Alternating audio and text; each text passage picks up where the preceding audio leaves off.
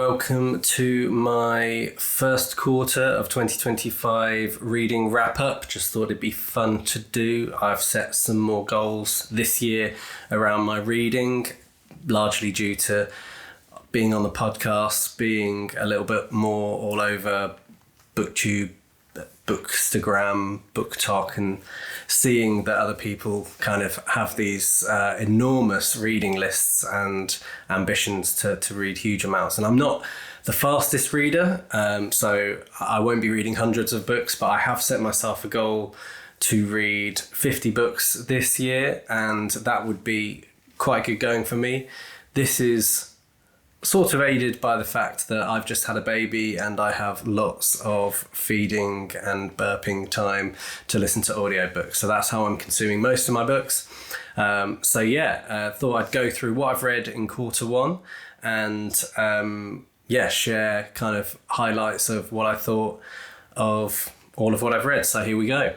Okay, first up was a book that finished off a trilogy that kind of immediately went straight into my probably top 5 trilogies of all time, which is Joe Abercrombie's The Wisdom of Crowds, and obviously the third book in the Age of Madness trilogy. Now, I absolutely loved this trilogy, and no secrets, I am a huge Joe Abercrombie fan. The First Law trilogy was one of my all-time favourites, still is. I'm not sure whether it's a recency bias thing, but after finishing this, I actually think I may prefer The Age of Madness to the First Law trilogy. The characters were just so good. Anyone that's read any Joe Abercrombie, I'm sure will believe me when I say that the characters were amazing in this. But I would love to hear your views on where you rank this next to the First Law trilogy. No wrong answers, taste is taste, but I absolutely loved this. Maybe I'll go back and read the First Law. It's a good excuse to do so and just sort of compare notes on them. But if you haven't delved into the Age of Madness trilogy, please do so. It's set about 30 years on from the First Law trilogy, and the world itself has kind of moved into a bit of a industrial revolution that provides the backdrop for these amazing characters. And as you would expect from Joe Abercrombie, kind of the political maneuvering, the great battles, the different types of character from high society through to the warrior types and the people just struggling to get by. So yeah, massive recommend, 5-star read, 5-star trilogy, and great way to start off 2025. Next up was a book we did for the podcast, and that was City of Brass by S.A. Chakraborty. You can go and listen to or watch the podcast episodes where we did kind of read along 3 episodes on this book.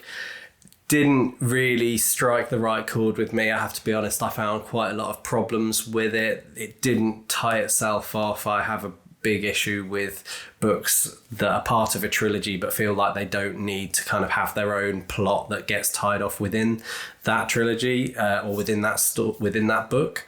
Had a bit of a problem with that. The main love interest is unrepentant genocidal war criminal, and the main character I think just makes loads of really problematic decisions, and I was really disappointed because I was really looking forward to this book that was set outside of your traditional Western cultural setting. Starts off in Cairo. It's kind of pitched as being based in Cairo, but actually it's about the first 30 pages are in Cairo and then they sort of elsewhere. So disappointing read, really kind of only about a 2.5 stars for me. I did make it through to the end. It wasn't difficult to read. It didn't make me want to stop at any point. I just kind of didn't get much satisfaction from it. Next along was The Great When by the legendary Alan Moore, comic book writer, graphic novelist, and general fictional literary genius, if you're into that kind of thing. Absolutely love this read. Kind of urban fantasy set in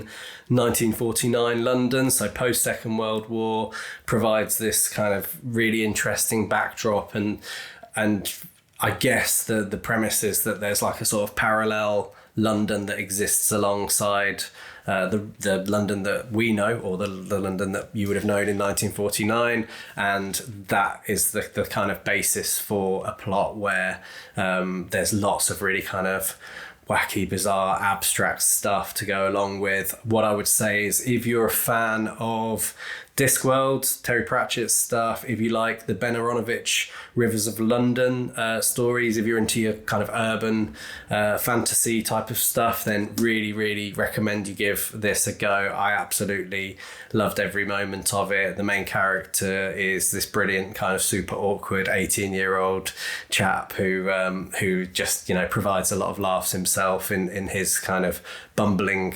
experience of the plot lines. So yeah, really, really recommend that. Absolutely great book from Alan Moore, and it's apparently the first in. It's called the London Quintet, so I'm guessing that means there's going to be 5 of them. So really interested to see kind of where this goes next, because it's not immediately obvious what the next book in this series would be. So yeah, really interesting one. So then took my first, and we covered on the pod, our first independently published or self-published novel in the fantasy genre. So that was The Great Leap by Dan Hanley, who joined us for an episode, if you want to go back, and we interviewed him all about this book, the series that he's working on, but also what it's like to be a self-published author, some of those challenges, and also just some interesting stuff on writing and philosophies about writing. So yeah, really, you know, jumping into self-published literature for the first time, wasn't really sure what to expect, and this was probably you know, my most pleasant surprise of the year, because, you know, really I think I probably set my expectations quite low, but actually this is a fantastic story set in I guess a sort of bit of a medieval like super isolated forest setting, and this group of characters that get cast out of their village and then, you know, go on to discover that they develop sort of superpowers through one of the events that had happened previously, kind of at the beginning. So yeah, really, really enjoyed this. Dan Hanley is finished the second book, and I'm really looking forward to jumping into that when that's published and finding out where the story goes next. So one of my goals for 2025, along with just wanting to sort of hit a number of books to read, was to introduce a little bit more classic literature into my reading list, into my to be read. I've always felt like a bit of a heathen for not having, you know, read some of those classics, and so the first one I jumped into this year was The Secret Garden by Francis Hodgson Burnett. And I'd kind of remembered, I think, maybe watching a film of this when I was quite young. This is such I think people probably call it like a cozy read. Like, the stakes are pretty low, but the journey that the main character goes on, and just this sort of Yorkshire setting where, you know, the fresh air is good for you, and get out there and be a child and have fun, and absolutely recommend for kind of, you know, sitting with a cup of tea and just sort of working your way through it. Very, very easy to read. You know, no notes. Highly recommend if you haven't read Secret Garden and you want to read some classics. Do it. Okay, next up, I made the mistake when I have multiple trilogies or series already on the go of starting yet another one, and I read V.E. Schwab's Darker Shade of Magic, which I picked up really because it looked quite a kind of short, easy entry into that series, and I did enjoy it. I think I would describe it as kind of a fun romp. I wasn't absolutely blown away by it. I loved the character Lila. I wasn't as keen on the character Kel. He didn't come across as compelling to me, but Lila definitely did, and I certainly wouldn't rule out carrying on to the next book, perhaps some point in the future. I'm not in a major rush to go there immediately. It didn't draw me in, but I think it was, you know, a solid 3.75 out of 5, and it wasn't blown away, but I did enjoy it. I'd read Gallant by V. Schwab the previous year as a standalone and really, really enjoyed it. So I was kind of hoping maybe for something along those lines. And obviously, if you've read both of those, you'll know they're quite different types of story. So yeah, we'll see whether I get round to the second novel in that series in 2025. I think perhaps it'll wait until 2026. So in reaction to that mistake of starting yet another trilogy, I thought I had better continue with a trilogy that I started the previous year, and that is the Mistborn trilogy. I read Mistborn 1, The Final Empire. Any notes on whether it's called Mistborn or The Final Empire? Because the book I've got calls it Mistborn, but the audiobook calls it The Final Empire, so I don't know. Comments below. But yeah, moved on to The Well of Ascension at last. I absolutely loved Mistborn. I thought it was like amazing as a story just in and of itself. Like, it didn't even need to be part of a trilogy. The brilliant thing about The Final Empire is that it works as a standalone book. You get to the end and, you know, the plot lines within that book are 100% wrapped up. But what Brandon Sanderson does brilliantly is he leaves open the possibility for moving on to a second book, which can contain its own kind of new plot threads. So, you know, I was absolutely delighted to jump into this, and I really, really loved it. I know people think and say that this is kind of a bit boring or a bit slow. I didn't really find that it was slow or boring at all. I thought it was appropriately detailed in having a view of, okay, so you held a revolution, you won, what happens next? How are you going to deal with being in power? And that's quite a complex question. And if you do it too simply, I think it would be, you know, disappointing as a follow-up to Mistborn. My only notes on this actually were some of the writing where we have our kind of main characters that we see the story through, the main perspectives. So Vin, Elend, Sazed, those are kind of largely the main three. But then we have kind of some other perspectives randomly introduced throughout, which I don't massively appreciate. I like quite a tight narrative in a story and just having the perspectives of a set number of people. So we ended up with Zane, Straff, Breeze at various different points, some random council person for one chapter. I think some of that stuff was totally unnecessary and could have just been chopped out of it. If the main characters don't know it, we don't need to know it. Let's just kind of move on from it. However, this was still a solid, you know, 4.25 out of 5 for me, if not more. Like, enjoyment levels were, you know, absolutely at the top of that scale. It just loses a few marks for that kind of writing critique. But, you know, I'm sure loads of people who are watching this will have read the Mistborn series and have their own opinions, and I'm sure, you know, based on what I hear about it, most people absolutely love it as well, and I'm no exception to that.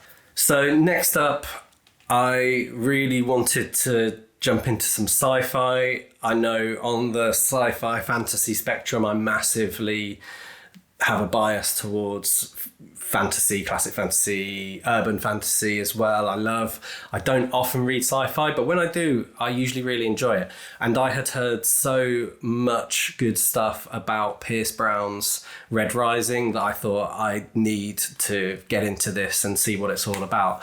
And I have to admit that I was quite disappointed by it. I thought it was essentially just the Hunger Games on Mars, and I saw someone else on YouTube say they were hoping that it would be much more Ender's Game, much less Hunger Games, and I 100% agree with that analysis. I think I was hoping for something a little bit more unique, original, and bringing something new to the party. It was very well written, and I enjoyed the intensity of that kind of present tense that he writes in. So it wasn't that I found it difficult to read. It wasn't that it was bad. It was just that I was hoping for something a little bit more.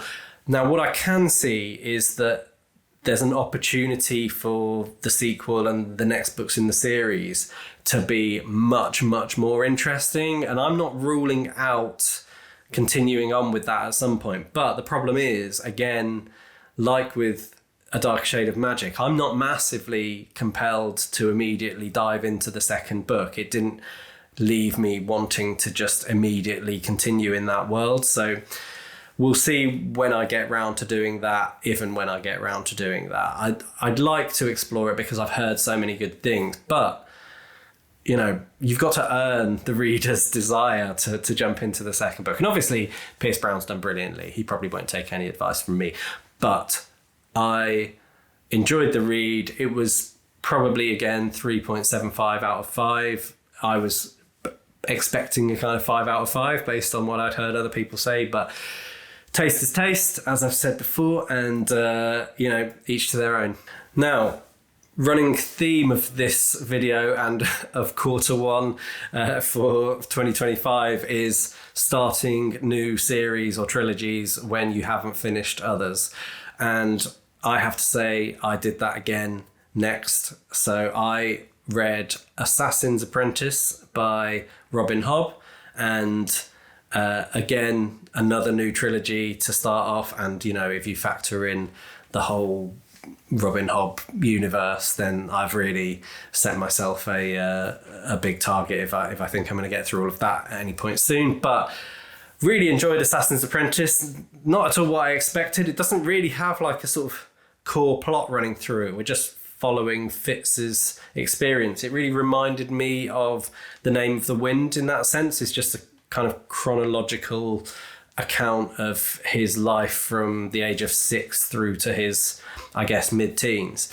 I really enjoyed it. The writing is very, very nice. Even though I probably score it similarly to Red Rising and A Dark Shade of Magic, I felt more compelled by this one to jump into Royal Assassin, which is the second one, sooner. Like I'm interested, I'm intrigued in the world, and I'm kind of interested to see where that goes.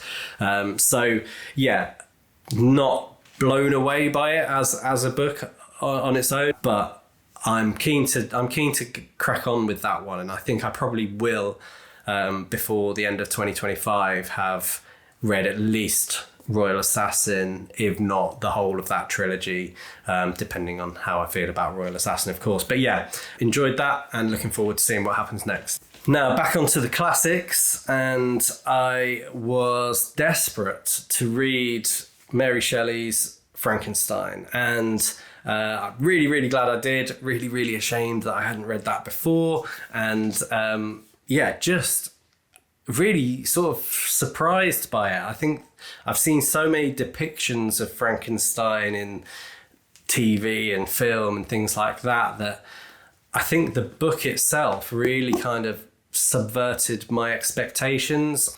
I was left a little bit confused as to whether we're actually supposed to like the main character, Victor Frankenstein. There's a lot of things that he does in that book that leave you wondering about the kind of caliber of his character, and the monster himself is just this kind of really surprising experience. And obviously not going to do spoilers if you haven't read it. If you've got goals to read classics, I highly recommend Frankenstein.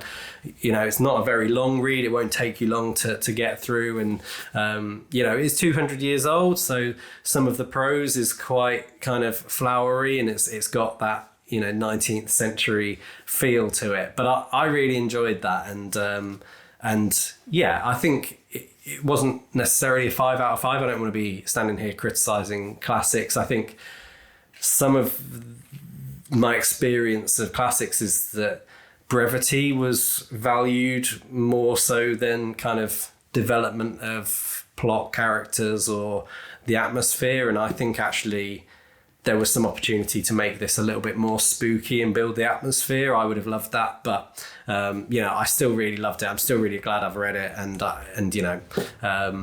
it's great to have ticked another classic off the list. And the final book that I read in quarter one of 2025 was The Children of Gods and Fighting Men by Shauna Lawless. Now, this is like an Irish historical fantasy fiction book. So really interesting, and I'm not sure whether by the time this video goes out, our podcast episode, which we will be discussing The Children of Gods and Fighting Men, may already be out. So you can go and watch that, where Sam and I will kind of pick it apart a little bit. But I found it really interesting. I've not read any historical fiction before, so I'm not sure whether some of these are rules of the genre or whether it's just the way that Shauna Lawless has chosen to write it. But you've got this kind of chronology that, obviously exists in history that Shauna Lawless is trying to follow and weave her story into. So I found that really interesting, and I love that she's used these real characters in history, but perhaps found some ones where there's not really much known about them and built these mystical, magical abilities in. And, overall, I really, really loved it. And go and watch the podcast, either if it's already there or when it comes out. If you've read it, it will be full of spoilers. If you haven't read it, don't watch the podcast, because we'll ruin it for you. But do go and read it. I would recommend it. So that is my quarter one wrapped up. I read 11 books.